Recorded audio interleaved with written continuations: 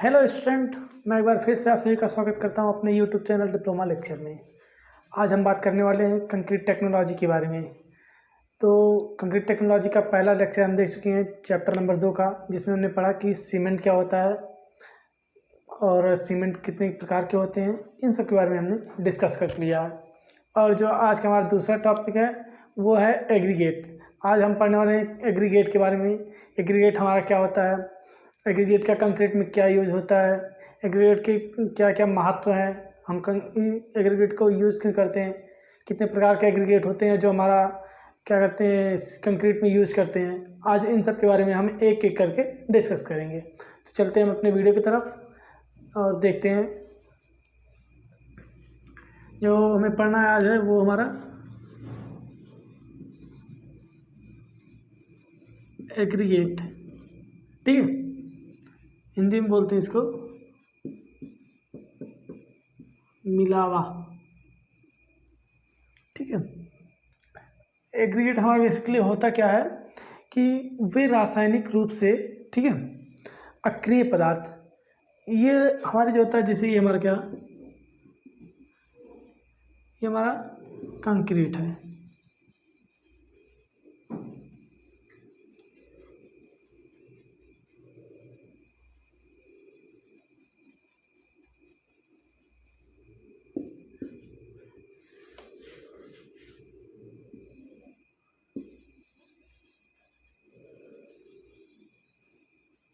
ठीक है, ये हमारा मान लेते हैं कि कुछ कंक्रीट बना हुआ है। ठीक है, इसमें जो बड़े बड़े पार्टिकल्स दिखाई देते हैं आपको, एक तरह से अक्रिय पदार्थ होते हैं। अक्रिय जो हमारा क्या होता है, पदार्थ होते हैं जो सीमेंट पेस्ट द्वारा घेरे जाने पर क्या करते हैं, कंक्रीट का निर्माण करते हैं। जैसे ये हमारा एग्रीगेट कुछ हो गया। ठीक है, अगर इस पर क्या करते हैं, हम सीमेंट डाल देते हैं और क्या करते हैं, पानी डाल देते हैं। ठीक है, तो ये क्या करता है, सीमेंट पेस्ट द्वारा घेरे जाने पर कंक्रीट का निर्माण करते हैं, वही हमारे एग्रीगेट कहलाते हैं। सीधा सीधा क्या बोला जा सकता है कि रासायनिक रूप से वे अक्रिय पदार्थ जो सीमेंट पेस्ट द्वारा घेरे जाने पर कंक्रीट का निर्माण करते हैं, उन्हें हम क्या कहते हैं, एग्रीगेट कहते हैं। ठीक है, ये हमारा हो गया एग्रीगेट कि एग्रीगेट होता क्या है। अब हम देख लेते हैं कि एग्रीगेट की जो है हमारी प्रॉपर्टीज़ क्या क्या है। ठीक है, इसकी विशेषताएं क्या क्या है। नेक्स्ट जो हमारा है वो प्रॉपर्टीज ऑफ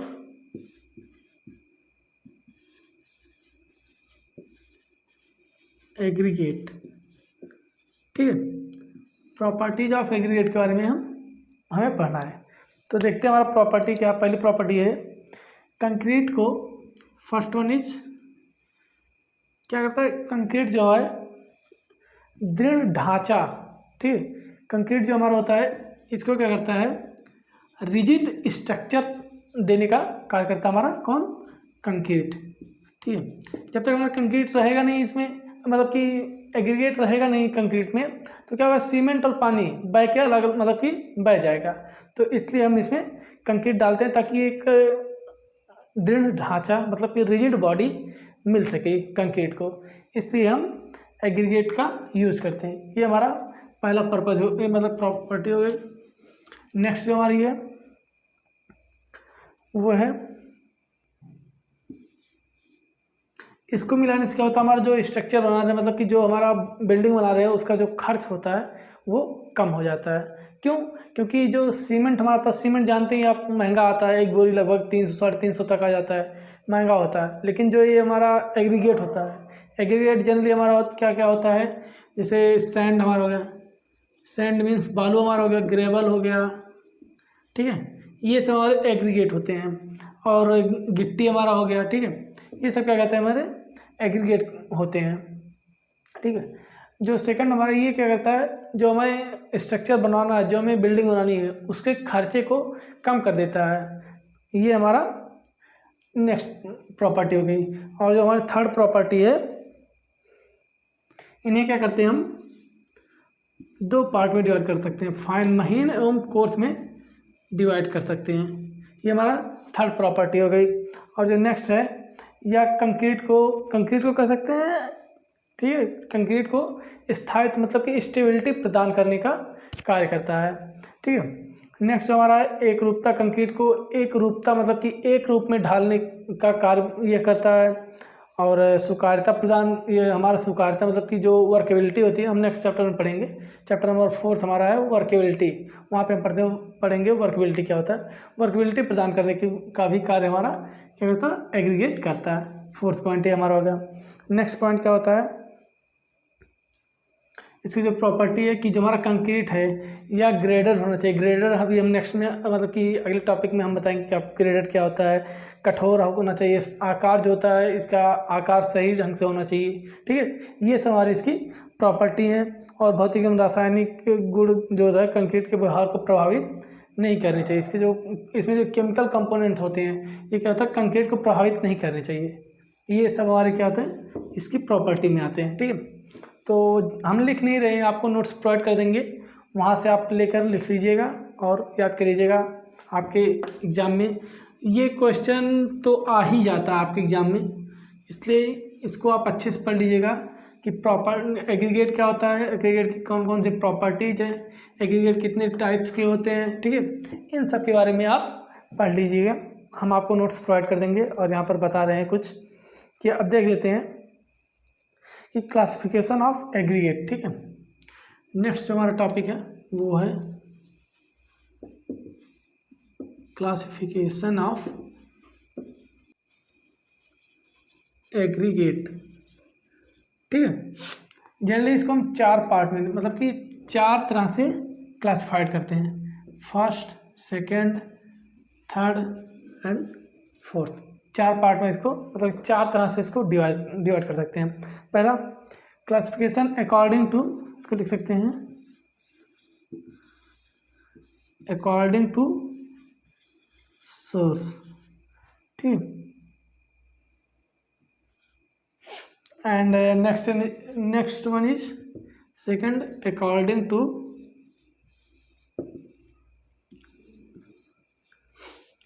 साइज, ठीक है। And next one is according to shape, ठीक है। एंड जो हमारा नेक्स्ट वन इज है वो है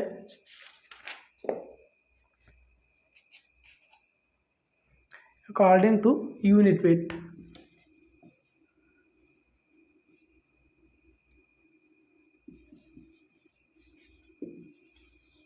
अकॉर्डिंग टू यूनिट वेट, ठीक है। क्या करते हैं, ये 4 टाइप्स मतलब कि 4 पार्टों में डिवाइड करते हैं। उसके बाद इन अकॉर्डिंग मतलब कि इसके अकॉर्डिंग भी हम इसको कई पार्टों में डिवाइड करते हैं। तो हम एक एक करके देखते हैं कि हमारा अकॉर्डिंग टू सोर्स में कितने प्रकार से हमारे एग्रीगेट होते हैं, अकॉर्डिंग टू साइज कितने प्रकार के एग्रीगेट होते हैं, अकॉर्डिंग टू शेप हमारे कितने प्रकार के एग्रीगेट होते हैं, और अकॉर्डिंग टू यूनिट वेट कौन कौन से एग्रीगेट हमारे होते हैं। तो इनके बारे में एक एक करके हम डिस्कस करते हैं।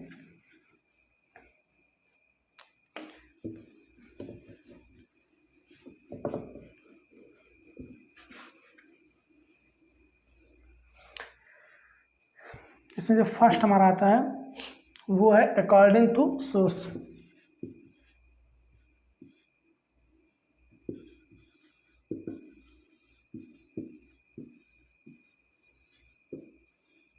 ठीक, क्लासिफिकेशन अकॉर्डिंग टू सोर्सेस मतलब क्या कर सकते हैं हिंदी में इसको, ठीक है। प्राप्ति स्थान मतलब कि सोर्स मतलब स्रोत, ठीक है। स्रोत जहाँ से हम इसको प्राप्त करते हैं, उस आधार पर इसको हम 2 प्रकार से डिवाइड कर सकते हैं। फर्स्ट वन इज कह देते हैं इसको हम नेचुरल, ठीक है, natural aggregate,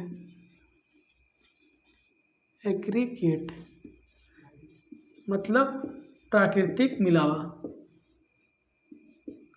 and second one is artificial aggregate, मतलब कि कृत्रिम मिलावा। नाम से ही पता चल रहा है, नेचुरल एग्रीगेट मतलब कि जो नेचर द्वारा प्राप्त होते हैं। नेचर द्वारा तो ऐसे सभी प्राप्त होते हैं, लेकिन क्या कहते हैं डायरेक्ट जो हमारा सोर्स से ही उठा के यूज किया जाता है उनको हम नेचुरल एग्रीगेट कहते हैं। और जो जिनको हम तोड़ फोड़ के एक दूसरे फॉर्म में मतलब कि चेंज करके फिर उसका यूज़ करते हैं उन्हें हम आर्टिफिशियल एग्रीगेट कहते हैं। ठीक है, जो हमारे नेचुरल एग्रीगेट होते हैं इनमें कौन कौन सा हमारा आता है देख लेते हैं। फर्स्ट वन जिसमें हमारा सैंड आता है। ठीक है, सैंड मतलब इसको बोलते हैं बालू। ठीक है, नेक्स्ट वन इज जो हमारा आता है ग्रेवल। सेकंड वन इज हमारा आता है इसमें ग्रेवल, हिंदी में बोलते हैं इसको बजरी। ठीक है, ये हमारे आते हैं नेचुरल एग्रीगेट में, जिनको हम डायरेक्ट मतलब कि प्राकृतिक स्रोत से प्राप्त कर उठाकर यूज कर सकते हैं। बालू जो होता है हमारा ये मतलब कि नदियों से प्राप्त किया जाता है। आप लोग देखे होंगे कई बार कि नदियों से इसको डायरेक्ट उठा के फिर लाया जाता है, जहाँ पे हमें यूज़ करना वहाँ पे रखकर फिर इसको कंक्रीट बनाने में यूज़ करते हैं। और आर्टिफिशियल में हमारा क्या क्या आता है, इसको क्या करते हैं मिलावे जो ईंट होते हैं। ठीक है, ब्रिक। ठीक है, ब्रिक को क्या करते हैं तोड़ देते हैं। ठीक है, और क्या करते हैं पत्थर स्टोन को भी क्या करते हैं तोड़ देते हैं, आपस में मिलाकर इसको क्रश करते हैं।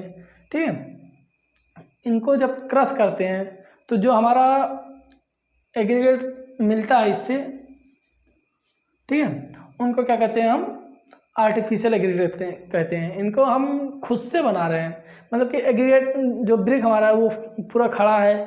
ठीक है, उसकी जो साइज होती है उस हिसाब से, और जो स्टोन है वो भी हमारा बड़े बड़े फॉर्म में रहता है, उनको भी हम तोड़ते हैं। तो ये क्या होता है हमारा एक प्रकार से आर्टिफिशियल एग्रीगेट के रूप में इसको कहा जा सकता है। ठीक है, ये जो हमारा एग्रीगेट होता है आर्टिफिशियल, इनको क्या करते हैं हम RCC structure, reinforce concrete cement concrete structure जो होता है, मतलब कि प्रबलित सीमेंट कंक्रीट स्ट्रक्चर में इनका यूज हम नहीं करते हैं। ठीक है, ये हमारे हो गए अकॉर्डिंग टू सोर्सेस हमारे एग्रीगेट कौन कौन से होते हैं, नेचुरल एग्रीगेट, आर्टिफिशियल एग्रीगेट, ये हमारे दो प्रकार से हो गए। और जो नेक्स्ट हमारा आता है, ठीक है, वो है हमारा अकॉर्डिंग टू साइज। देख लेते हैं कौन कौन से हैं। अकॉर्डिंग टू साइज मतलब कि आकार के, ठीक है, आकार के आधार पर वर्गीकरण। Second one is according to size, मतलब कि आकार के आधार पर।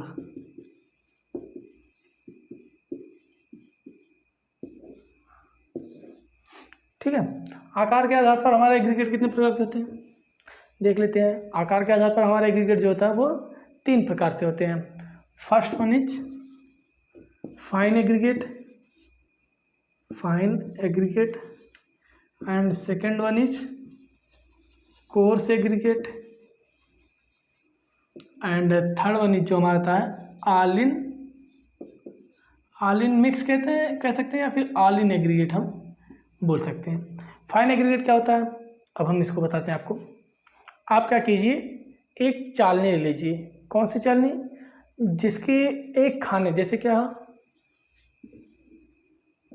ये हमारा कोई चालनी है, इस पर हम आपको इसको टॉप बना कर दिखाते हैं कि ये क्या हुआ हमारा चालनी। कुछ आप आटा मतलब कि आटा चालने वाली चालनी देखे होंगे, तो उसी तरह से ये भी हमारा होता है। ठीक है,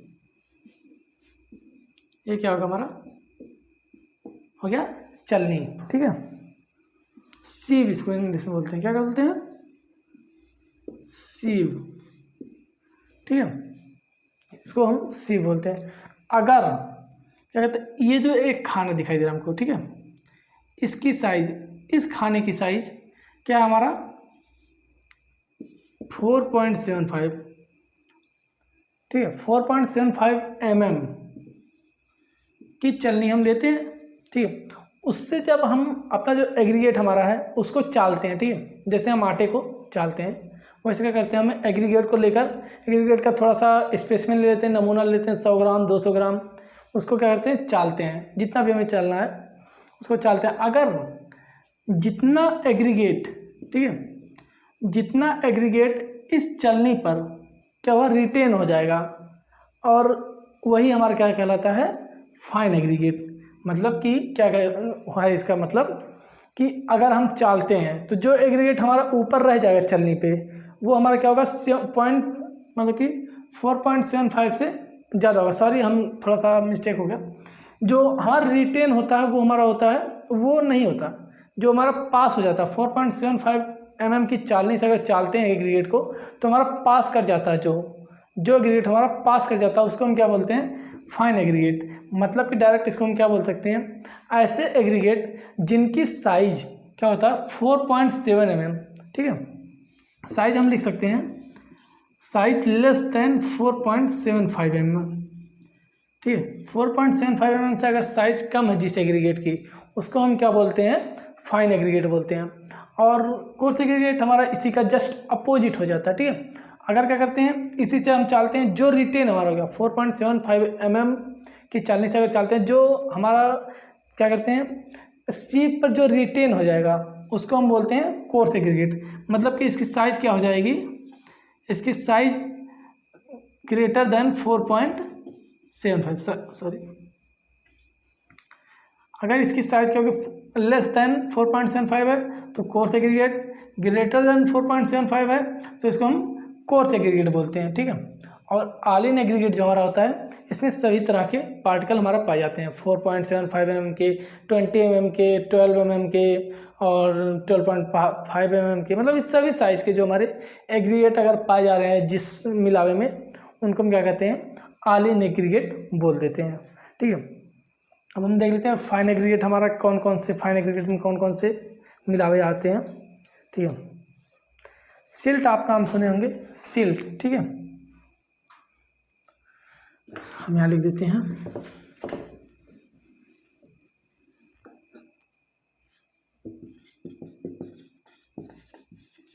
फाइन एग्रीगेट, इसमें आता हमारा सिल्ट।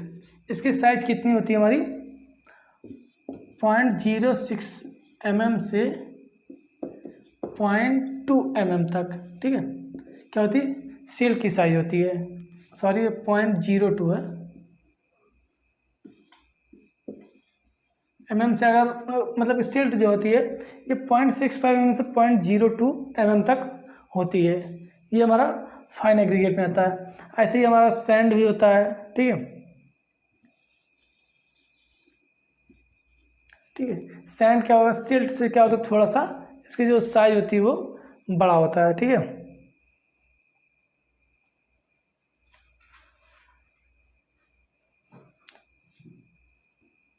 सॉरी, इसकी पॉइंट जो साइज होती है 0.0775, या फिर इसको हम बोल सकते हैं या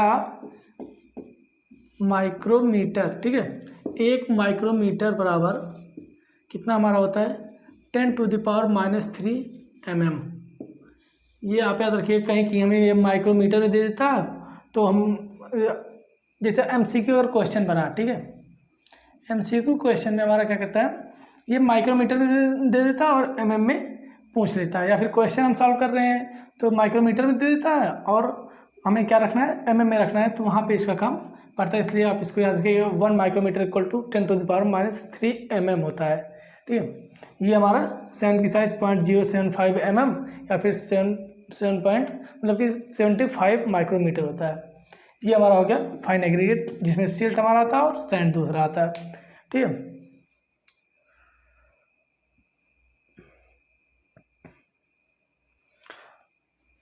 अब देख लेते हैं ये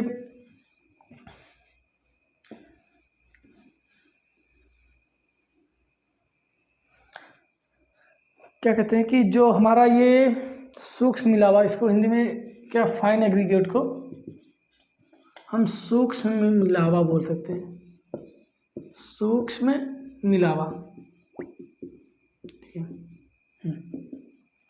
और इसके हम देख लेते थोड़ा सा, और इसमें देख लेते हैं कि वे प्राकृतिक बालू, ठीक है, नेचुरल, जैसे कि हमने पढ़ा जो बालू हमारा होता है वो नेचुरल से प्राप्त होता है, उसको हम नेचुरल एग्रीगेट बोलते हैं। ठीक है, तो क्या कहते हैं, जो प्राकृतिक बालू, मतलब कि वे प्राकृतिक बालू जो चट्टान टूटने से मिलते हैं। ठीक है, चट्टान टूटने से मिलते हैं या जो नई धारा या बर्फीली इकाइयों के कारण जमा होता है। मतलब कि जैसे ये हमारी नदी बह रही है, ठीक है, तो यहाँ पे हमारा कुछ गड्ढा हो गया, ठीक है, इस गड्ढे में जो बालू जमी रहेगी, ठीक है, इसको हम क्या बोलते हैं, फाइन एग्रीगेट बोलते हैं। ठीक है, और पिसे हुए पत्थर अर्थात जो बड़े पत्थर को तोड़ने पर जो सूक्ष्म रूप प्राप्त होते हैं बालू के, जो मतलब कि जो जैसे बड़ा बड़ा हमारा पत्थर है, ठीक है, बड़े बड़े पत्थर को जब हम तोड़ते हैं या फिर पीसते हैं तो जिन पत्थरों की साइज़ 4.75 mm से छोटी रह जाती है, उनको क्या बोल देते हैं हम, फाइन एग्रीगेट बोल देते हैं। ये हमारा हो गया फाइन एग्रीगेट। अब देखते हैं हम कोर्स एग्रीगेट थोड़ा सा।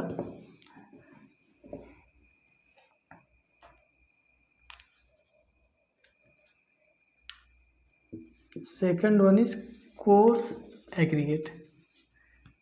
कोर्स एग्रीगेट क्या होता है, जिनकी साइज, ठीक है, सीव से चालने पर, सीव से सीविंग करने पर अगर जो 4.7 mm की सीव से चालने पर जो रिटेन हमारा कर जा रहा है, ठीक है, जो हमारा सीव पर बच जा रहा है, उसको हम क्या बोल देते हैं, कोर्स एग्रीगेट बोल देते हैं। ये हमारा होगा। इसमें हमारा क्या आता है, ग्रेवल आ जाता है। ठीक है, पिसे हुए ग्रेवल, ग्रेवल की जो साइज होती है थोड़ा सा इससे बड़ा हो जाता है। ठीक है, ये हमारे इसमें आ जाते हैं।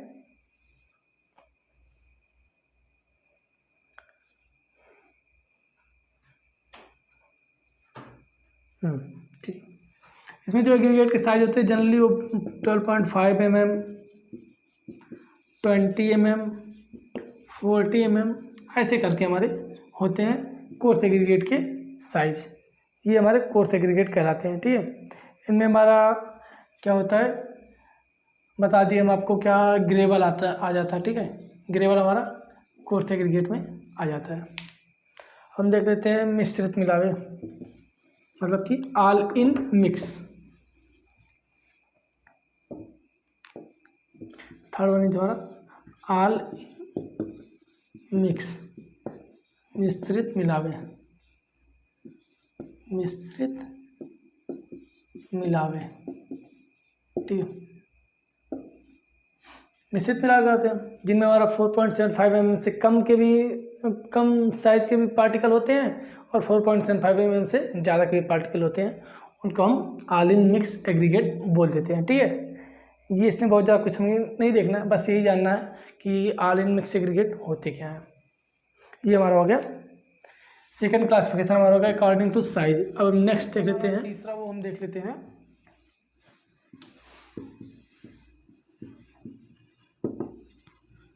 अकॉर्डिंग टू शेप, मतलब आकृति के आधार पर।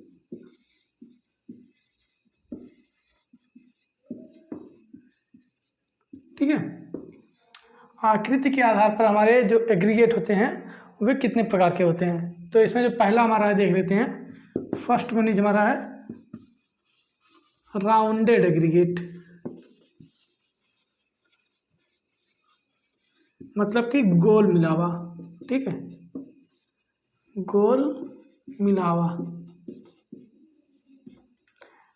सेकंड वन जो हमारा है वो है हमारा इरेगुलर, इरेगुलर एग्रीगेट, मतलब कि अनियमित मिलावा। ठीक है, एंड थर्ड वन जो हमारा है वो है angular aggregate,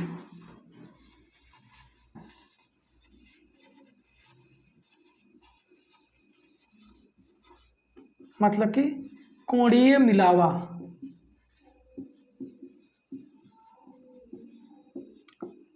and fourth and last one जो हमारा है वो है चपटा,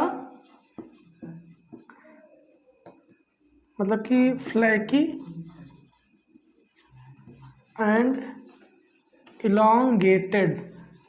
ठीक है, एग्रीगेट। हिंदी में क्या है ये, पत्रिन या लंबोतरा मिलावा। ठीक है, ये हमारे जो होते हैं शेप के आधार पर ये 4 प्रकार के हमारे एग्रीगेट होते हैं। अब हम एक एक करके देखते हैं कि हमारा राउंडेड क्या होता है। ऐसे ही देख लेते हैं, बाकी जो लिखना है आपको नोट्स मिल जाएगा एग्जाम के लिए। तो देखते हैं जो हमारा क्या है, राउंडेड मिला हुआ। ठीक है, जो हमारा राउंडेड एग्रीगेट है, नदियाँ समुद्र तटों से प्राप्त ग्रेवल, ठीक है, ग्रेवल या फिर बजरी हिंदी में कहते हैं जिसको, वाले गोल भागों में जो होता है वो जो वाइड्स होते हैं, ठीक है, रिक्त स्थान एक तरह से बोल देते हैं वाइड्स को। वाइड्स अभी हम आपको बताएंगे। ये क्या हुआ, हमारा एग्रीगेट है। ठीक है,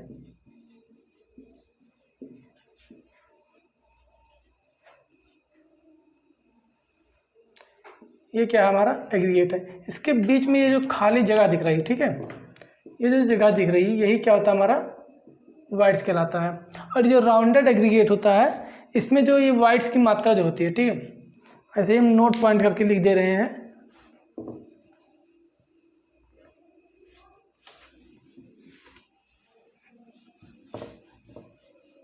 फर्स्ट जो है हमारा राउंडेड एग्रीगेट, इसमें जो है वाइड्स कितना होता है, इसमें 32 से 35% क्या होता है, इसमें वाइड्स पाए जाते हैं। ठीक है, और इसका जो क्या कहते हैं, ये जो होता है, जब इसको हम क्या कहते हैं कंक्रीटिंग के लिए इसका प्रयोग करते हैं, इस एग्रीगेट का यूज़ करते हैं, तो इसमें जो होता है सीमेंट पेस्ट की मात्रा जो होती है बहुत कम लगती है। ठीक है, सीमेंट पेस्ट की मात्रा कम लगती है और तब भी कंक्रीट की गुणवत्ता लेकिन अच्छी बनी रहती है। बट इसमें एक डीमेरिट भी है। क्या डीमेरिट है कि इसके जो कड़ों के बीच, ठीक है, ये 2-3 कड़, मतलब कि कुछ कड़ है, कड़ों के बीच जो इंटरलॉकिंग होती है, ठीक है, ये क्या होता है, इंटरलॉकिंग कम होता है। मतलब कि जो ये बंद होते हैं, जो एक दूसरे से जुड़े रहते हैं, ये जो इंटरलॉकिंग होता है ये कड़ों के बीच बहुत कम होता है। ठीक है, इसलिए इसका क्या होता है, जो बॉन्डिंग होती है इसकी जो बॉन्डिंग होती है वो बहुत ही कमज़ोर होती है। इसलिए ये मिलावे उच्च सामर्थ्य वाली कंक्रीट या पेवमेंट के लिए, जो हाई स्ट्रेंथ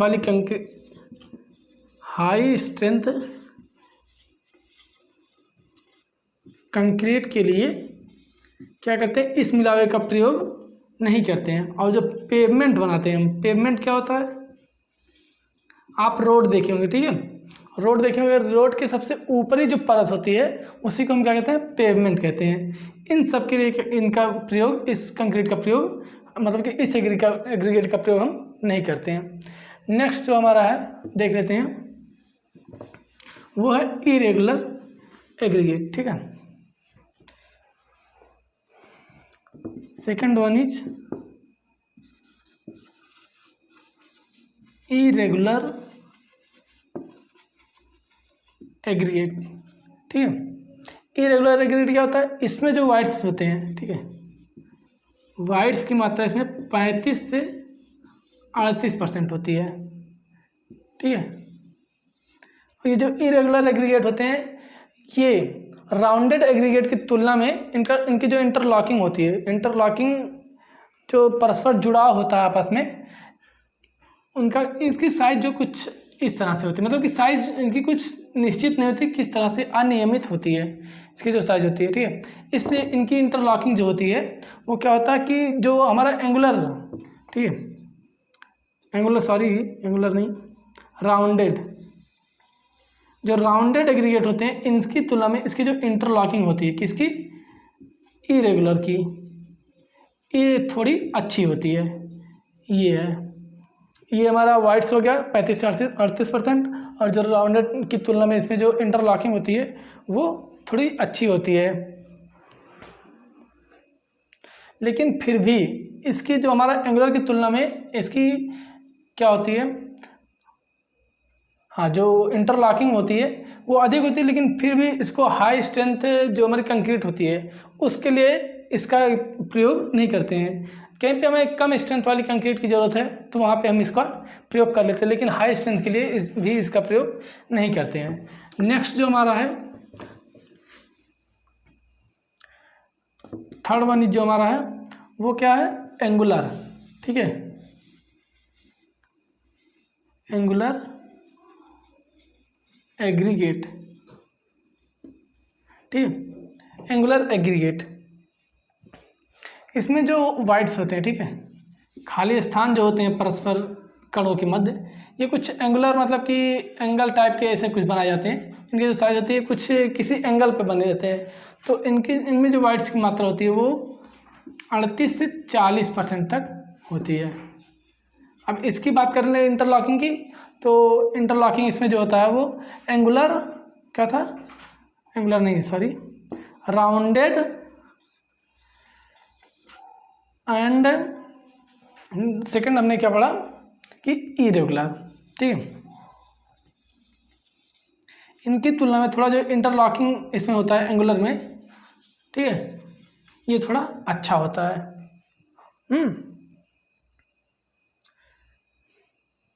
इसलिए इसमें जो बॉन्डिंग होती है, एंगुलर में जो बॉन्डिंग होती है ये थोड़ी अच्छी और अच्छी हो जाती है इन दोनों की तुलना में।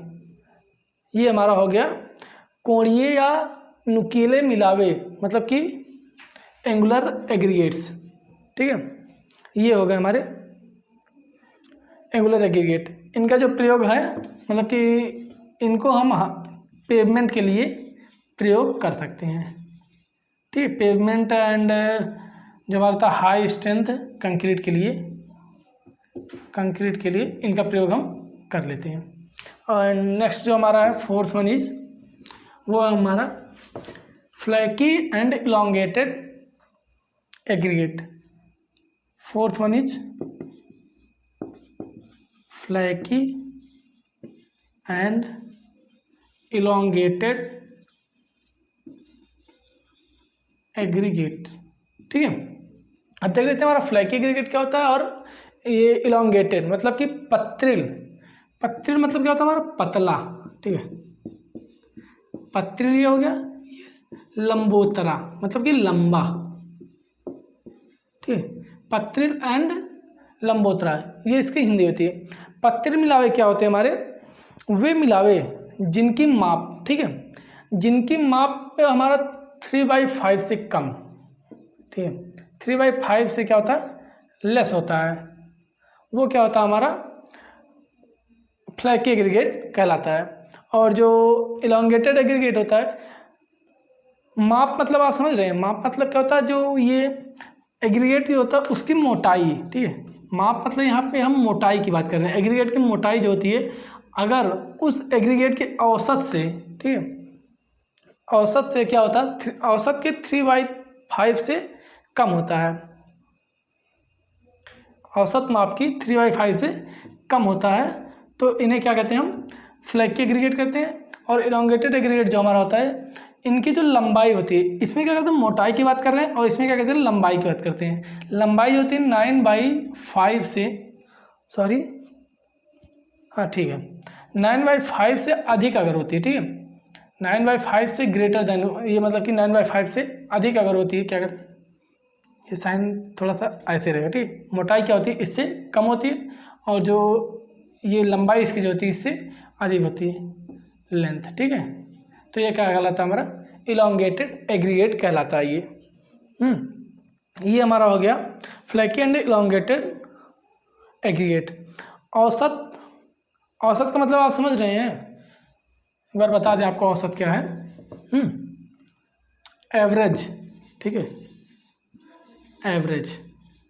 जैसे क्या करते हैं हम एग्रीगेट को लेते हैं, एग्रीगेट को कम से कम 2 चालनी से चालते हैं, तो जो कुछ मतलब कि मान लेते हैं एक 20 mm की चालनी से चालते हैं एग्रीगेट को, और दूसरा क्या करते हैं हम 30 mm की चालनी से चाल लेते हैं, तो इन दोनों को जोड़कर कितनी संख्या 2, तो 2 से डिवाइड कर देते हैं, मतलब कि 30 × 50/2 मतलब कि ये 25 mm।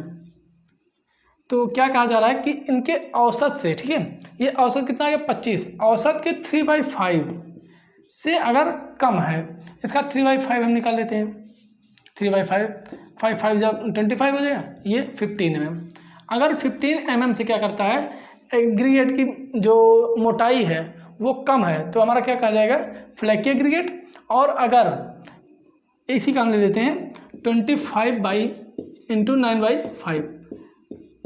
9×5 = 45, ठीक है। ये हमारा अगर एग्रीगेट की लंबाई 45 mm से अधिक है तो हमारा क्या कहलाएगा, इलांगेटेड एग्रीगेट कहलाएगा। ये हमारा हो गया अकॉर्डिंग टू शेप कितने प्रकार के हमारे एग्रीगेट होते हैं, ठीक है। नेक्स्ट वन इज हमारा जो है, नेक्स्ट जो क्लासिफिकेशन है वो है हमारा फोर्थ, क्या, अकॉर्डिंग टू यूनिट वेट, ठीक है, इकाई भार के आधार पर, ठीक है, इकाई भार के आधार पर हमारे कौन कौन से एग्रीगेट होते हैं इसको भी देख लेते हैं। इकाई भार के आधार पर हमारे 3 प्रकार के एग्रीगेट जनरली होते हैं। फर्स्ट वन इज, ठीक है, फर्स्ट वन इज हमारा जो आता है वो है हैवी वेट एग्रीगेट, ठीक है। सेकंड वन जो हमारा आता है वो है normal weight aggregate, and third and last one जो हमारा आता है वो है लाइट वेट, ठीक है, लाइट वेट एग्रीगेट। ये हमारे 3 प्रकार के एग्रीगेट होते हैं यूनिट वेट के आधार पे। हैवी वेट मतलब क्या हो जाता है हमारा, देख लेते हैं, इसका एग्जांपल भी देख लेते हैं, साथ साथ देखते चलते हैं सब। हैवी वेट में हमारा क्या होता है, बैराइट, ठीक है, बैराइट, ठीक है। इसमें जो हमारा पहला आता है वो क्या है, बैराइट। नेक्स्ट जो हमारा है मैग्नेटाइट, हेमेटाइट, ठीक है। इसी तरह हमारे कई आते हैं, जियोथाइट है, इल्मेनाइट है, और लौह आयरन आते हैं। ये हमारे हैवी वेट एग्रीगेट कहलाते हैं, ठीक है। हैवी वेट इन सभी एग्रीगेट का जो प्रयोग किया जाता है वो अधिक भार वाली कंक्रीट बनाने में किया जा सकता है। जैसे कहीं पे हमें बड़ा स्ट्रक्चर बनाना है, बहुत बड़ा स्ट्रक्चर, उसके लिए क्या करते हैं, हम हैवी वेट कंक्रीट का यूज़ करते हैं। तो हैवी वेट कंक्रीट बनाने के लिए हम हैवी वेट एग्रीगेट का भी यूज़ करेंगे। तो इन्हीं को हम हैवी वेट कंक्रीट कहते हैं। जैसे बैराइट हमारा हो गया, मैग्नेटाइट हो गया, हेमेटाइट हो गया, जियोथाइट हो गया, एक्सेट्रा, ऐसे हमारे कई हैं, ठीक है। इनका जो भार होता है, ठीक है, इनका जो यूनिट वेट होता है, इसको भी आप याद कर लीजिए। जो वेट होता है इसको हम जनरली रखते हैं 30 to 57 न्यूटन पर किलो न्यूटन पर मीटर क्यूब, सॉरी। ये हमारा इनका जो हैवी वेट एग्रीगेट होते हैं इनका जो होता है वेट का होता है, ठीक है। और एक चीज़ और इसमें देख लेते हैं,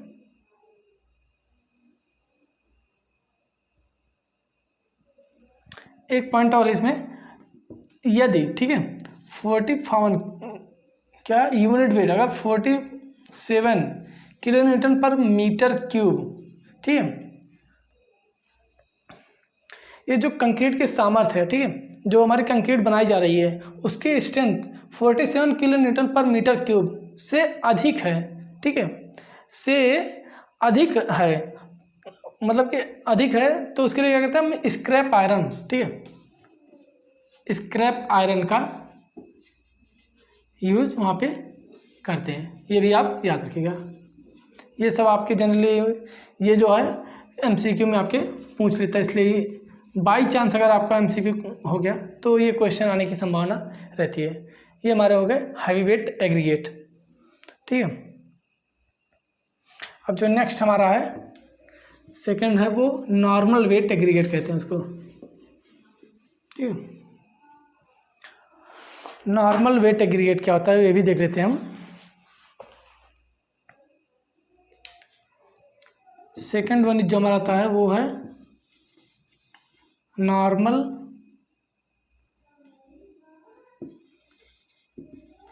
वेट एग्रीगेट, ठीक है।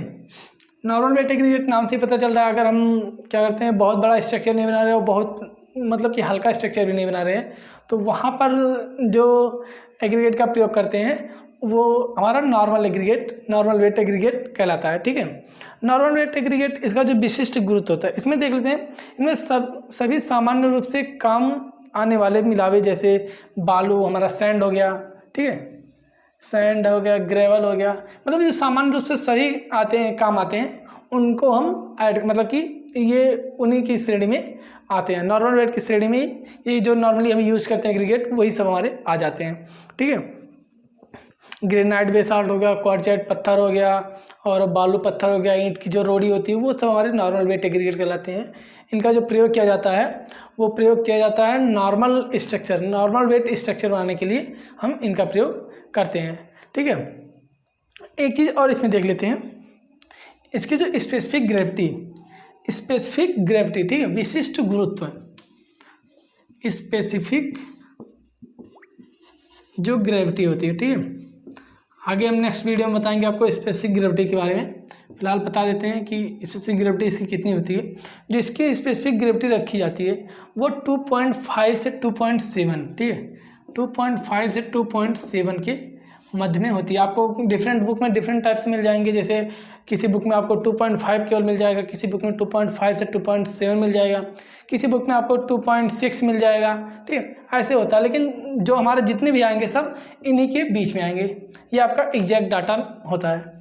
और एक चीज़ और, इसकी जो वेट होती है, ठीक है, इसका जो यूनिट वेट होता है, यूनिट वेट, ठीक, ये कितना रखा जाता है, ये हमारा 23 से 26 किलो न्यूटन पर मीटर क्यूब, ये हमारे इसकी यूनिट वेट होती है। ये हमारा हो गया नॉर्मल वेट एग्रीगेट। ठीक है। इससे जो कंक्रीट बनी जाती है वो नॉर्मल वेट कंक्रीट कहलाती है। ठीक है, ये हमारा हो गया नॉर्मल वेट एग्रीगेट। नेक्स्ट देख लेते हैं, लास्ट जो है हमारा लाइट वेट एग्रीगेट। ठीक है। Next third one is light weight aggregate. ठीक है, लाइट वेट एग्रीगेट नाम से पता चल रहा है, हल्का भार मिलावा। ठीक है, वे स्ट्रक्चर, मतलब कि वे एग्रीगेट जिनका प्रयोग हम क्या करते हैं कि संरचना के भार को कम करने के लिए, जैसे हमारा बहुत अधिक लोड आ रहा है, अगर दूसरी कंक्रीट हम मतलब कि एग्रीगेट यूज़ करते हैं, तो उसके भार को कम करने के लिए क्या करते हैं, हम लाइट वेट कंक्रीट का वहाँ पे यूज़ कर देते हैं। लाइट वेट कंक्रीट में हमारे कौन कौन से आ जाते हैं,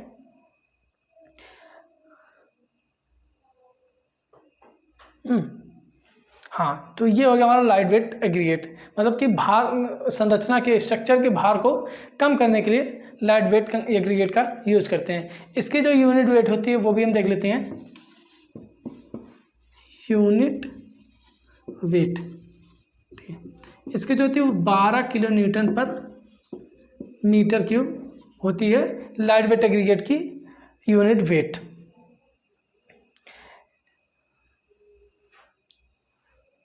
ये जो हमारा होता है, पदार्थ को हल्का बनाने के साथ साथ, ठीक है, पदार्थ को हल्का बनाने के साथ साथ या उसमें प्रतिरोधकता का भी काम करता है।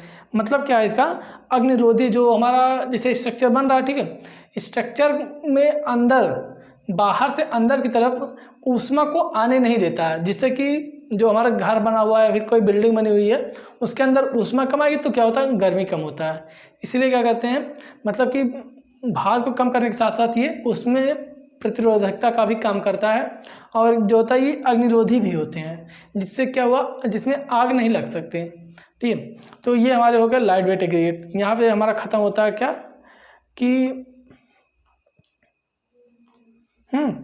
यहाँ पे हमारा क्लासिफिकेशन ऑफ एग्रीगेट की टॉपिक ख़त्म होती है। नेक्स्ट जो हमें पढ़ना है वो कैरेक्टरिस्टिक्स ऑफ एग्रीगेट। ठीक है, वो भी हम आज, तो आज के लिए बस इतना ही। मिलते हैं नेक्स्ट वीडियो में नेक्स्ट लेक्चर के साथ एंड नेक्स्ट टॉपिक के साथ। तब तक के लिए जय हिंद, जय भारत।